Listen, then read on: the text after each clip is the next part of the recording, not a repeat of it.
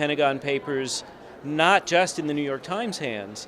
He eventually gave them to 17 different newspapers, many of whom were enjoined in succession by the Justice Department while the case was making its way through the courts.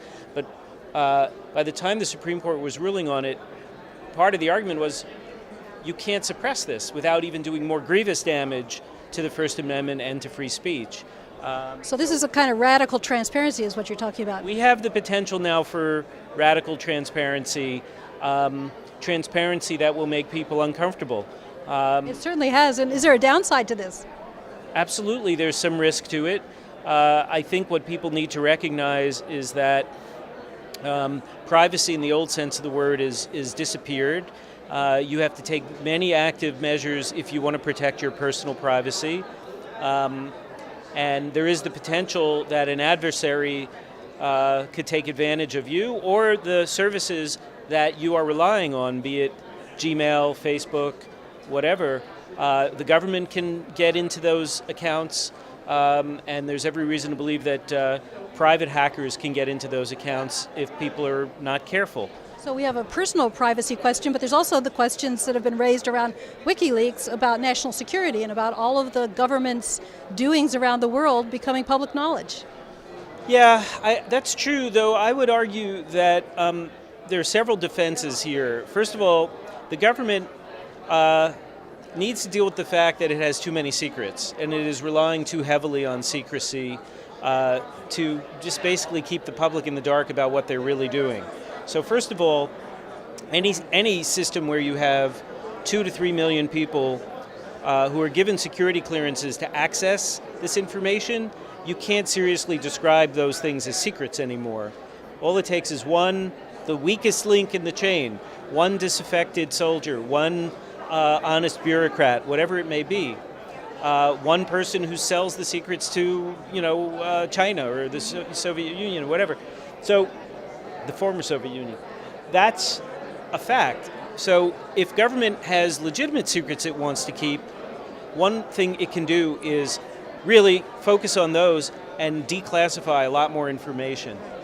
The second thing is that we have to recognize there's a difference between transparency and privacy and secrecy. Okay, secrecy is what government uses to keep citizens in the dark.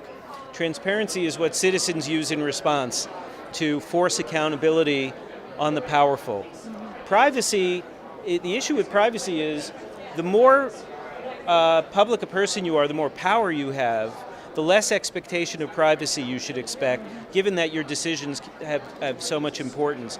The weaker you are, the more important it is to protect your privacy. I mean, you and me, the average Joe, right now, we are giving away secrets every day, every time we use a phone. The phone company knows where we're sitting.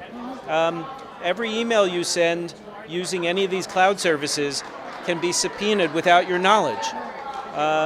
Facebook sells your private information to advertisers so they can target you. So what do we do about that in this age of transparency? Well, I would argue that it's a trade-off and that we need to be more media literate.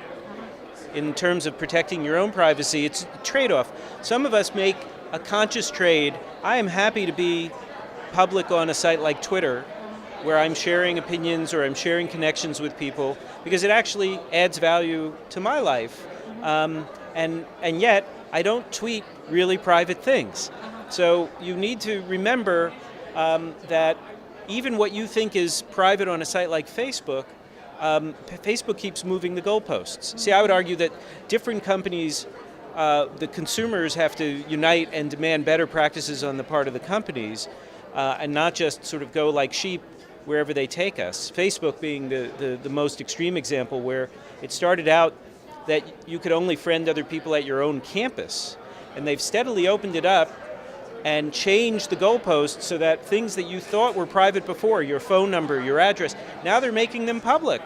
And with not enough rebellion on the part of the users, which I think is a serious problem.